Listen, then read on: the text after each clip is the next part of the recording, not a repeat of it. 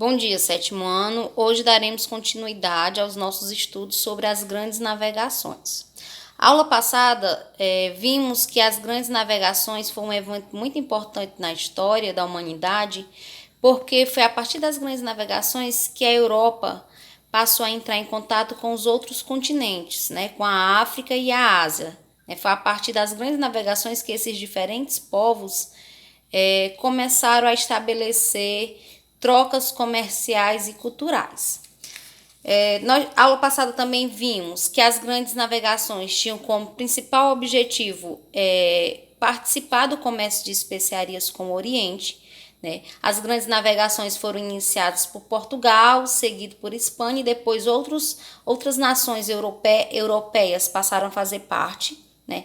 Isso porque o comércio de especiarias até o século XIV era realizado pelo mar Mediterrâneo e era monopolizado pelos italianos, né? A gente estudou isso aqui, vimos que eram os árabes que compravam na Ásia, levavam até o mar Mediterrâneo, do mar Mediterrâneo os italianos revendiam para toda a Europa por preços altíssimos. Até o século XIV, o Oceano Atlântico não era navegado por diversos motivos, né? O Oceano Atlântico ele era muito temido, por isso era conhecido como Mar Tenebroso. Vimos também que eram diversos os perigos que os navegadores enfrentavam e por isso não se arriscavam a navegar pelo Oceano Atlântico. Vimos que existia tanto perigos reais como perigos imaginários, né? Então, e também vimos que durante o século XV houve um conjunto de avanços náuticos e descobertas, o uso de alguns instrumentos náuticos que favoreceram as grandes navegações. Esses instrumentos foram utilizados primeiramente pelos portugueses, que foram os primeiros a se lançar no Oceano Atlântico, e depois foram utilizados por outras nações. Por isso, hoje nós estudaremos sobre as navegações portuguesas. Por quê? Porque os portugueses foram os primeiros a se lançar as grandes navegações, a se lançar no Oceano Atlântico, e também foram os portugueses que chegaram no território onde hoje é o Brasil, aqui na América do Sul, né? Primeira coisa que precisamos saber. Hoje nós estudaremos as navegações portuguesas e na próxima aula estudaremos sobre as navegações espanholas. Os portugueses e os espanhóis fizeram rotas diferentes. Então, a primeira coisa que a gente tem que saber é qual foi a rota feita pelos portugueses. Aqui, ó, como a gente pode ver, o Mar Mediterrâneo eles não podiam fazer a rota do Mar Mediterrâneo porque essa rota já era controlada pelos árabes e pelos italianos, Gênova e Veneza.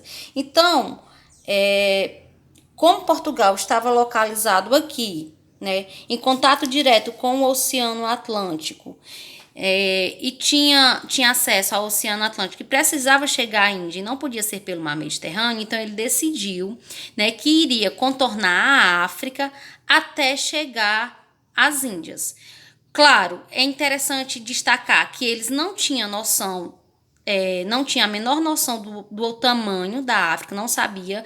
Eles foram no escuro, não sabia qual era o real tamanho da África, não sabia os perigos que iam encontrar.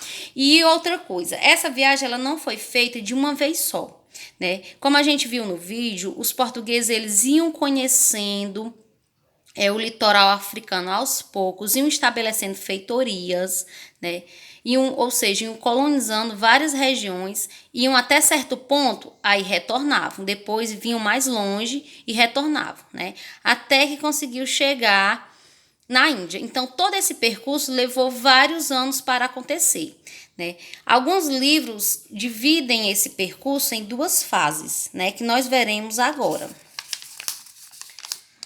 A primeira fase a gente chama de conquista da costa atlântica da África, né?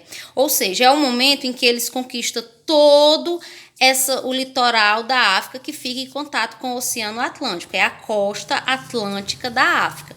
Então, essa primeira fase é esse percurso aqui, até chegar no extremo sul da África, que se chama de Cabo da Boa Esperança, mas antes era chamado de Cabo das Tormentas. Então, essa primeira fase, ela começa, né, com a conquista do norte da África, né? Primeiro as ilhas que estão aqui localizadas e vai descendo. A primeira conquista que a gente destaca foi em 1415, que foi a conquista da ilha de Celta. Conquista de Celta, certo? Em 1419, os portugueses chegam às ilhas de Madeira, ok? Em 1443, eles chegam às ilhas de Arguim. Esse episódio aqui é muito importante porque a partir daqui eles iniciam o comércio com os africanos, né? E agora nós vamos ver como era realizado o comércio dos portugueses com os africanos.